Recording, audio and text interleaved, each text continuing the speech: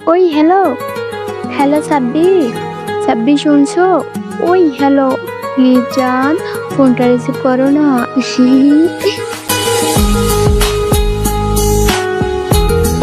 Ringtone set করার জন্য আমরা আমাদের ইমোর প্রোফাইল একটা ক্লিক করব।